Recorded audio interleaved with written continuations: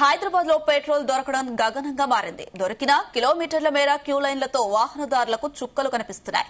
దీనిని ఆసరాగా చేసుకుని కొన్ని పెట్రోల్ బంకుల యజమానులు నార్మల్ పెట్రోల్ లేదని స్టాక్ పెట్టి పవర్ పెట్రోల్ పోస్తూ దోపిడీకి పాల్పడుతున్నారు. యూసఫ్గూడలోని ఓ పెట్రోల్ బంక్ లో ఏకంగా పవర్ పెట్రోల్ లీటర్ కు ₹161 వసూలు చేస్తుండటంతో వాహనదారులు ఆందోళన చెందుతున్నారు.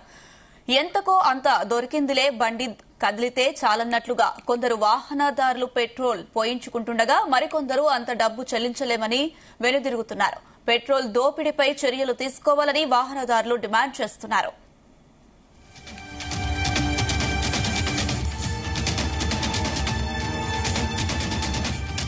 ఇదే అంశానికి సంబంధించి మరిన్ని అప్డేట్స్ మా ప్రతినిధి నగేష్ అందిస్తారు. నగేష్, హైదరాబాద్ తో పాటు జంట నగరాల్లో పెట్రోల్ కొరత తీవ్రంగా ఉంది. ముఖ్యంగా ఏదైతే ఈ ఎలక్షన్ సంబంధించి కొంత అవగాహన లేకపోవడం, రెండవది ఎన్నికలు రానున్నాయి, ఎన్నికలు ముగిస్తే ధరలు పెరుగుతాయన్న వార్తల నేపథ్యంలో చాలా వరకు పెట్రోల్ బంకుల యాజమాన్యాలు నిలువు దోపిడీ చేస్తారని చెప్పుకోవచ్చు. ఇందుకు ప్రత్యక్షంగా ఒక ఉదాహరణ యూసఫ్గూడలోని ఒక పెట్రోల్ బంకు ఈ ప్రత్యక్షంగా ఉదాహరణగా చెప్పుకోవచ్చు. ఎందుకంటే పెట్రోల్ బంకుల్లో పెట్రోల్ డీజిల్ కొరత ఉందన్న వార్తలు వస్తున్న నేపథ్యంలో అక్కడ స్థానికంగా ఉన్న పెట్రోల్ బంక్ లో ₹110 ఉండే పెట్రోల్ అది పోయినివ్వకుండా పూర్తిగా ఆ బంక్ లో ఉన్న ఆ స్టాల్ ను బంద్ చేసి ఏదైతే పవర్ ఉంటుందో, అంటే ఇది సాధారణ పెట్రోల్ కంటే మామూలుగా అయితే ₹10 ఎక్కువగా ఉంటుంది, కానీ దానికి అదనంగా ₹40 నుంచి ₹50 వసూలు చేస్తున్న పరిస్థితి ఉంది. పవర్ పెట్రోల్ అని చెప్పి ఏకంగా లీటర్ కు ₹161 వసూలు చేస్తున్నారు. దీంతో ఆ వాహనదారులు అయితే తీవ్ర ఇబ్బందులు పడుతున్న పరిస్థితి మనకు కనిపిస్తుంది. ఇది ప్రత్యక్ష ఉదాహరణ. ఇట్లాంటివి చాలా జరుగుతున్నప్పటికీ తూనికల కొలతల శాఖల వాళ్ళు దీనిపైన పూర్తి స్థాయిలో నిఘా పెట్టాల్సిన అవసరం ఉంది. ఇంకోటి ఏదైతే సివిల్ సప్లై డిపార్ట్మెంట్ ఉంటుందో వాళ్ళు కూడా పూర్తిగా నిఘా లేకపోవడంతోనే ఇలాంటి చర్యలు అయితే దిగుతున్నారు. డీలర్లు కావచ్చు, అక్కడ ఉన్న పెట్రోల్ బంకుల్లో పనిచేసే వారు. అయితే మనం హైదరాబాద్ శివారు ప్రాంతాల్లో కానీ హైదరాబాద్ సెంట్రల్ లో కానీ ఏవైతే పెట్రోల్ బంకుల్లో చాలా వరకు నో స్టాక్ బోర్డులు అయితే కనిపిస్తున్నాయి. నో స్టాక్ బోర్డులు చూసి ఎక్కడైతే పెట్రోల్ అందుబాటులో ఉంటుందో ఆ ప్రాంతం నుంచి జనం ఎగబడుతుండడంతో దాన్ని క్యాష్ చేసుకునే ప్రయత్నం చేస్తున్నారు పెట్రోల్ బంకుల యాజమానులు. ఇదే అదునుగా తీసుకొని పెట్రోల్ కొట్టేవారు కూడా అక్కడ ఉన్న రేటు ఒక విధంగా ఉంటే మాత్రం అదనంగా డబ్బులు వసూలు చేస్తున్నారు. సాధారణంగా పెట్రోల్ ట్యాంక్ ఖాళీ ఆ బంకులకు వెళ్ళిన వారికి మాత్రం జేబులు అయితే పూర్తిగా ఖాళీ అవుతున్నాయని చెప్పుకోవచ్చు. ముఖ్యంగా ఇది హైదరాబాద్ పరిసర ప్రాంతాల్లో పనిచేసే వారి ఉద్యోగులు ఎవరైతే ఉంటారో ఆ ఉద్యోగులకు రోజువారీగా వెళ్లేదంటనే పెట్రోల్ పోయించుకుంటూ ఉంటారు. 2 నుంచి 3 లీటర్లు పోయించుకుంటూ ఉంటారు. ఇదే సందర్భంలో మనం చూస్తే యూసఫ్గూడలోని ఈ పెట్రోల్ బంక్ లో ఏకంగా ₹161 తీసుకున్నారు ఒక లీటర్ కు. ఇదేందని అక్కడున్న ఎవరైతే పెట్రోల్ కొడుతున్నారో అతన్ని అడిగితే మా దగ్గర ఇలాగే ఉంది, మీ ఇష్టం ఉంటే పోల్చుకోండి లేదంటే వెళ్లిపోండి అన్నట్టుగా నిర్లక్ష్యం సమాధానాలు ఇచ్చినట్టుగా మనకు అక్కడున్న వాహనదారులు చెప్పారు. అయితే దీన్ని ఒక ఉదాహరణగా చెప్పుకోవచ్చు. దీనికి సంబంధించి ఇప్పటికే డిఎస్ఓ ఎవరైతే ఉంటారో డిస్ట్రిక్ట్ సివిల్ సప్లై ఆఫీసర్ వారిని కూడా వివరాలు తీసుకుంటే వారు కూడా సరైన రీతిలో స్పందన లేదని మనకు. అయితే హైదరాబాద్ శివారు ప్రాంతాలు కాకుండా హైదరాబాద్ సెంట్రల్ లోనే ఈ విధంగా ఉంటే శివారు ప్రాంతాలైన అటు వనస్థలపురం కావచ్చు, ఇతర బౌరంపేట, బీరంగూడ ఈ ప్రాంతాల్లో కూడా పెట్రోల్ కు సంబంధించి పెద్ద ఎత్తున వాహనదారులు వస్తున్న నేపథ్యంలో పూర్తి స్థాయిలో నిలువు దోపిడీ చేస్తున్నారని చెప్పి పెద్ద ఎత్తున ఆరోపణలు అయితే వినిపిస్తున్నాయి.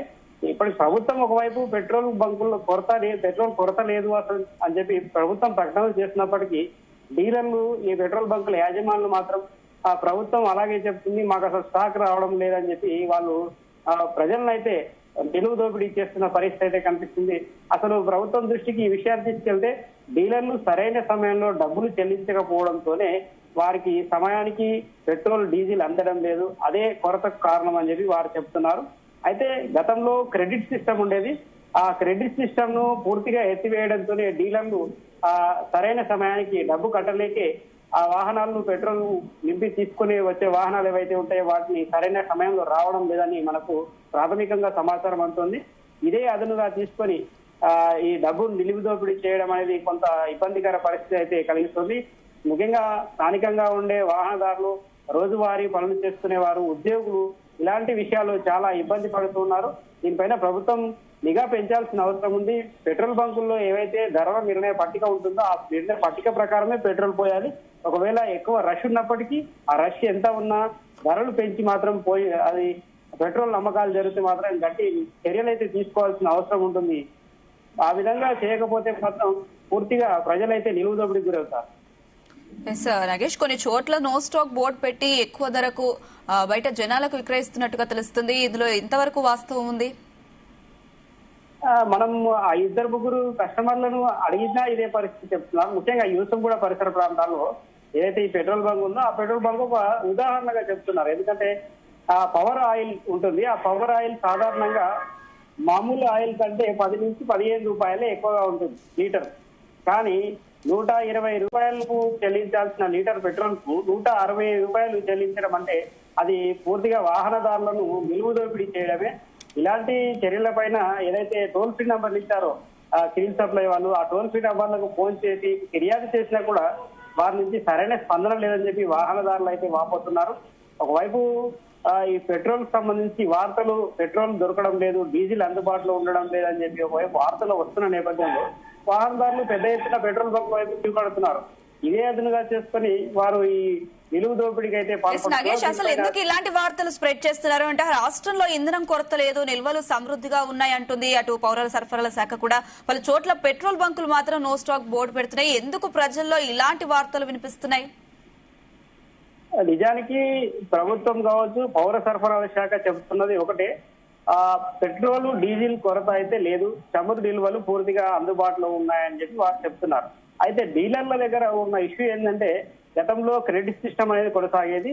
అంటే ఒక ట్యాంకర్ కు సంబంధించిన డబ్బులు ఒక వారం 10 రోజుల పాటు అయిన తర్వాత కూడా ఇచ్చే పద్ధతి ఉండేది. చమురు సంస్థలకు వీళ్ళు చెల్లించే పద్ధతి ఉండేది. అంటే ఒక 10 లక్షలకు సంబంధించి క్రెడిట్ కూడా ఇచ్చేవారు. కానీ ఏదైతే ఈ యుద్ధాలకు సంబంధించి అమెరికా, ఇజ్రాయెల్ ఆ యుద్ధాలకు సంబంధించి ఆ పరిస్థితుల నేపథ్యంలో పెట్రోల్ డీజిల్ అనేది కొరత కొంత ఏర్పడింది. ఆ తర్వాత పరిస్థితులు సద్దుమణిగాయి. పెట్రోల్ చమురు నిల్వలు కూడా ప్రభుత్వం అవసరానికి తగ్గట్టుగా తెచ్చిపెట్టింది. అయితే డీలర్లు మాత్రం గతంలో ఉన్న విధానాన్ని కొనసాగిస్తూ ఏదైతే క్రెడిట్ సిస్టమ్ ఫాలో అవుతుండడంతో వారికి సరైన సమయానికి చమురు సంస్థలకు ఇండియన్ ఆయిల్ కావచ్చు, బీపీసీఎల్ కావచ్చు, హెచ్పీసీఎల్ కావచ్చు, ఈ సంస్థల ప్రధాన సంస్థలకు ఆ డబ్బు సకాలంలో చెల్లించకపోవడం వల్లే వీరికి సకాలంలో ట్యాంకర్లు రావడం లేదనేది ప్రధానంగా వినిపిస్తున్న మనకు తెలుస్తున్న సమాచారం. ఎందుకంటే వీరు సకాలంలో సరైన డబ్బు కట్టకపోవడం వల్లే వాళ్ళు అవసరం మేరకు పెట్రోల్ నిల్వలు పంపడం లేదనేది తెలుస్తుంది. సివిల్ సప్లై డిపార్ట్మెంట్ వాళ్ళు అయినా కానీ అదే కూడా చెప్తున్నారు. ఆ విషయాన్ని వీళ్ళు పక్కన పెట్టి ఏవైతే పెట్రోల్ బంకుల యాజమాన్యాలు ఉంటాయో పెట్రోల్ లేదు, సరైన రీతిలో వాళ్ళు సరఫరా చేయడం లేదని చెప్పి ఒక ప్రభుత్వం మీద అపవాదం తెచ్చే ప్రయత్నం అయితే చేస్తున్నారు. దీనికి ప్రభుత్వం నిన్నటి నుంచి కావచ్చు, మొన్నటి నుంచి కూడా ఇదే విషయాన్ని చెప్తుంది. అసలు పెట్రోల్ డీజిల్ సంబంధించి ఎలాంటి కొరత లేదు, ఒకవేళ ఎలాంటి కొరత ఉంటే ముందుగానే మేము ప్రకటన చేస్తామని వాళ్ళు చెప్తూ ఉన్నారు. ఈ డీలర్లు చేస్తున్న ఇష్యూ ఏదైతే ఉందో ఆ ఇష్యూ పూర్తిగా వాళ్ళకి సంబంధించి వాళ్ళు సకాలంలో డబ్బులు చెల్లించకపోవడంతోనే పెట్రోల్ సరఫరా అనేది తగ్గిందని చెప్పి వాళ్ళు చెప్తున్నారు. Right Nagesh, thank you.